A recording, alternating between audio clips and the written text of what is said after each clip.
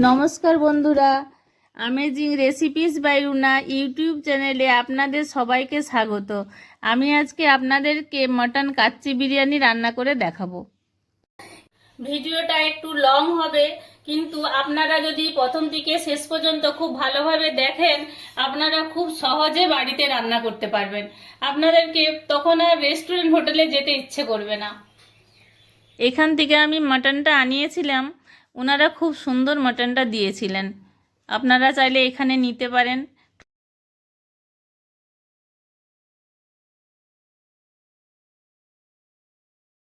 এখানে আমি 1 কেজি 300 গ্রাম মটন নিয়েছি।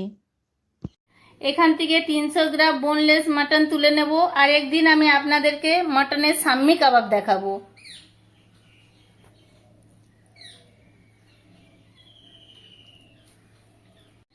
ধনে গুঁড়ো নিয়েছি, লঙ্কা গুঁড়ো, আদা রসুনের পেস্ট, লবণ, সানফ্লাওয়ার তেল, দুধ, লবঙ্গ, ছোট এলাচ, এখানে বড় এলাচ আর দারচিনি আছে, আর কামধেনু রং নিয়েছি। এটা আমি যখন আলু সেদ্ধ করব তখন দেব। এখানে জায়ফল, জয়িত্রী, সাজিরে, কেশর, মিঠা আতর, তেজপাতা, টক দই, চিনি, গোলাপ জল, বিরিয়ানির মশলা। এখানে আমি মটন রান্না করার জন্য এবং বেরেস্তা করার জন্য পেঁয়াজটা কেটে রেখেছি। এখানে আলুটা ছাড়িয়ে পিস করে রেখেছি। এই আলুটাকে আমি কুকারে দিয়ে সেদ্ধ করব। জল, আলুটা আমি কুকারে করে সেদ্ধ করে নেব। এখানে আলু দিয়ে দিলাম, জল,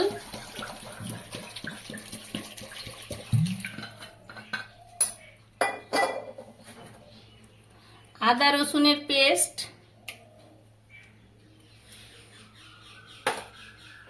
লবণ,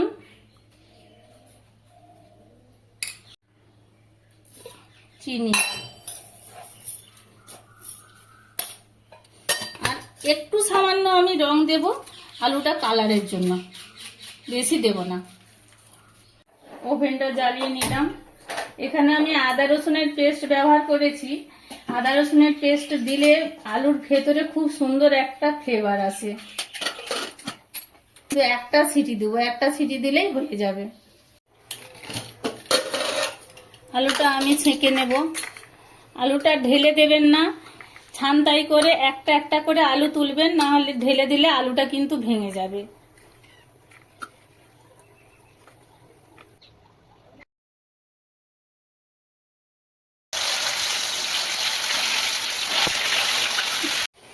আলুগুলো সেদ্ধ হয়ে গেছে, হালকা করে ভেজে নেব। আলুগুলো ভাজা হয়ে গেছে, আমি তুলে নেব। হালকা করে ভেজে নেব।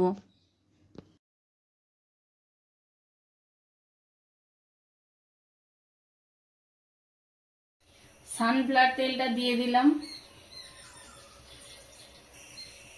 1 কেজি মটনে হিসাব মতো 100 গ্রাম তেল যায়, কিন্তু বিরিয়ানি করবো তো সেজন্য আমি একটু বেশি দিলাম। তেলটা গরম হয়ে গেছে। এখানে তেজপাতা, দারচিনি, লবঙ্গ, ছোট এলাচটা দিয়ে দিলাম, এবং এর সঙ্গে আমি কিছু গোলমরিচ অ্যাড করলাম। আমাদের বাড়িতে গোলমরিচের ঝালটা একটু বেশি পছন্দ করে, লঙ্কার ঝালটা খুব একটা পছন্দ করে না। পেঁয়াজ কুচিটা দিয়ে দিলাম।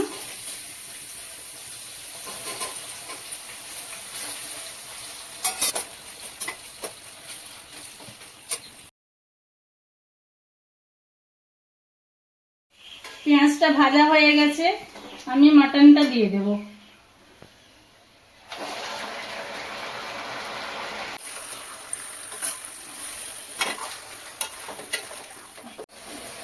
লবণটা দিয়ে দেব, আদা বাটাটাও দিয়ে দেব।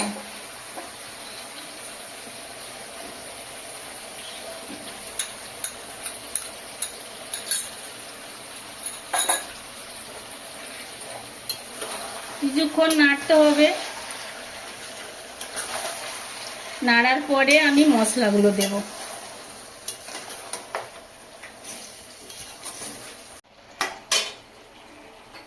লঙ্কা গুঁড়োটা দিয়ে দেব। কালারের জন্য লঙ্কা গুঁড়োটা দিয়ে আমি কিছুক্ষণ নাড়ব। দেখবেন খুব সুন্দর কালার আছে। ধনে গুঁড়োটা দিয়ে দেব। কালারটা দেখুন।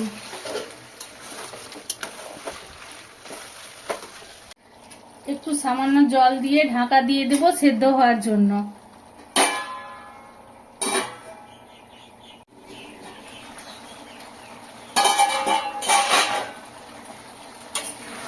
কমে দিলাম। সেদ্ধ হয়ে গেছে। সেদ্ধ হওয়ার পরে আমি টক দইটা দেব। আপনারা যদি মনে করেন কুকারেও সেদ্ধ করতে পারেন। টক দইটা দেওয়ার পরে অনেকটা জল বেরিয়েছে। আমি এই জলটাকে শুকনো করে ভালোভাবে কষিয়ে নেব। কষানো হয়ে গেছে। দেখুন কি সুন্দর একটা কালার এসেছে। এবারে আমি এটা ধনে গুঁড়ো আছে, ধনেকে শুকনো খোলায় ভেজে গুঁড়ো করে রেখেছিলাম, সে ধনে গুঁড়োটা দিয়ে দেব। ছোট এলাচটা গুঁড়ো করে রেখেছিলাম, দিয়ে দিলাম। আর একটু বিরিয়ানির মশলা দেব মটনের টেস্ট আনার জন্য।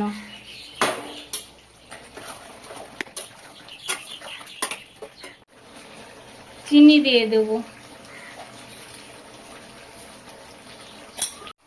মাংসটা কষানো হয়ে গেছে, মাংসটা হয়েও গেছে, আমি নামিয়ে রেখে দেব। হিসাব মতো 1 কেজি মটনে 500 গ্রাম চাল লাগে। এখানে আমি বাড়ির জন্য বানাচ্ছি বলে আমি 750 চাল নিয়েছি। চালটা আমি 1 থেকে 1.5 ঘন্টা ভিজিয়ে রাখবো।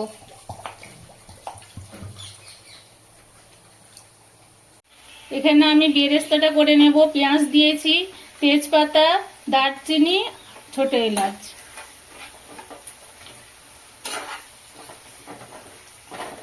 আমি বেরেস্তায় কিছুটা লবণ দিয়ে দেব। লবণ দিলে মচমচে বেরেস্তাটা হয়।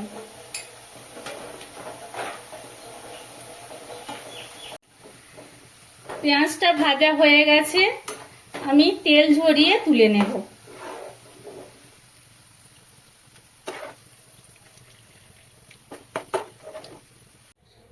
পেঁয়াজ ভাজাটা একটু সামান্য ঠান্ডা হয়ে গেলে আমি চিনিটা দিয়ে দেব। চিনিটা দিয়ে পেঁয়াজগুলোকে ভেঙে নেব।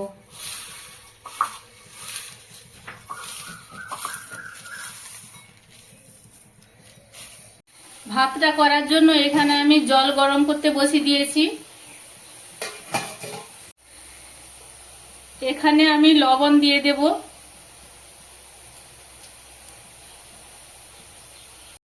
সানফ্লাওয়ার তেল দিয়ে দেব। আদাটাকে পেস্ট করে আমি জলটা ছেঁকে রেখেছিলাম। জলটা ফুটে গেছে, আমি চালটা দিয়ে দেব।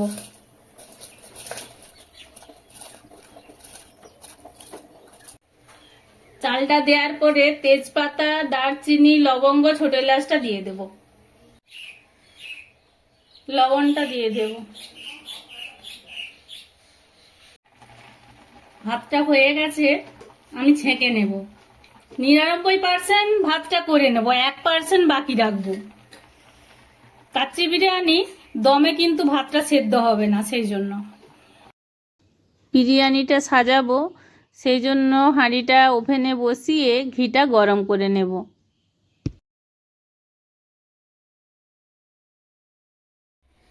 তেজপাতাটা আমি নিচে দিয়ে দেব। তেজপাতাটা এইভাবে দিয়ে দিলে তলায় বসে যাবে না। কয়েকটা আলু নিচে দিয়ে দেব। দেওয়ার পরে কিছু রাইস দিয়ে তারপরে মটনটা দেব।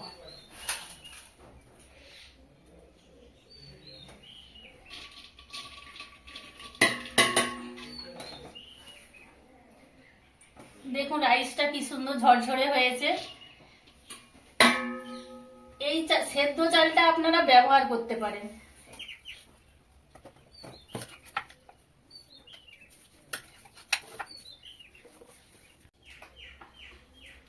মটনটা দিয়ে দেব।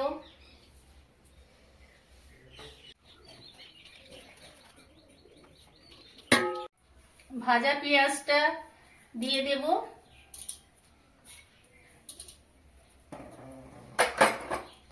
বেশি লেয়ার করবেন তত ভালো টেস্ট হয়। আর এখানে যে আমি জায়ফল জয়িত্রী সব গুঁড়ো করে রেখেছিলাম সাজিয়ে, ওগুলো দিয়ে দেব, একটু একটু করে দেব। বিরিয়ানির মশলাটা দিয়ে দেব। আর এখানে আমি দুধের সঙ্গে মিঠা আতর কেশর ভিজিয়ে রেখেছিলাম, সেটা দেব। আপনারা যদি মনে করেন মিঠা আতরটা নাও দিতে পারেন, সবার বাড়িতে তো পছন্দ করে না আতর।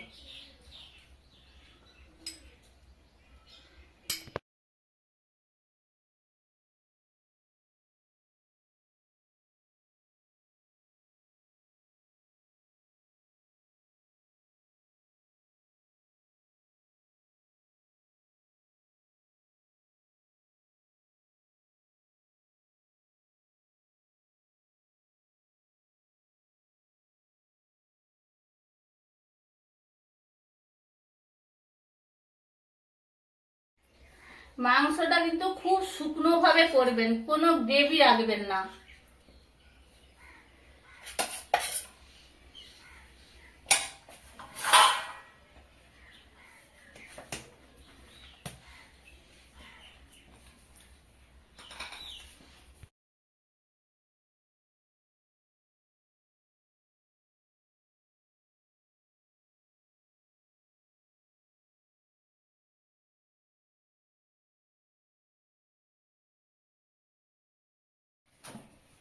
এখানে আমি ঘি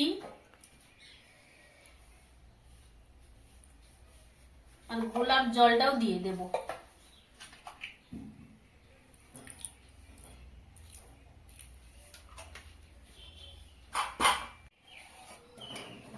ঢাকাটা দিয়ে দিলাম। এখানে আমি এই স্যালো টেপটাই ব্যবহার করব।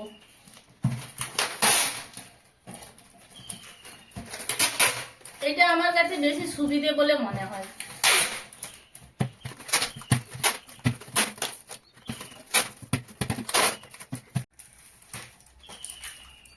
স্যালো টেপটা একটু মোটা ভাবেই দেব, ভেতরের বাষ্পটা না বেরিয়ে যায়।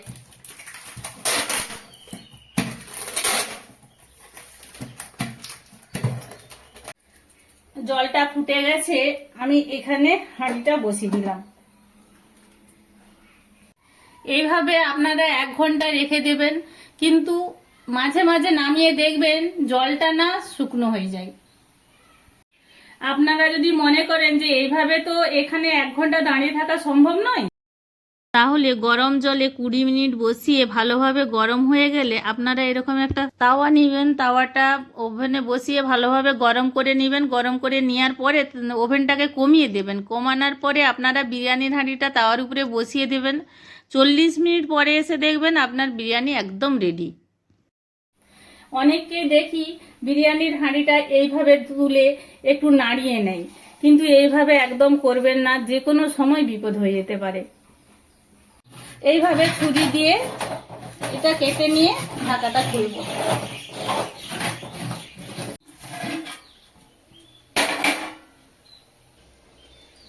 দেখুন দেখতে কত সুন্দর হয়েছে, আর পুরোটাই ভাপ বেরোচ্ছে।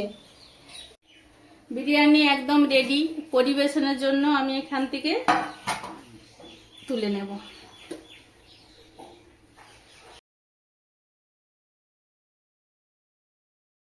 মটন কাচ্চি বিরিয়ানি একদম রেডি।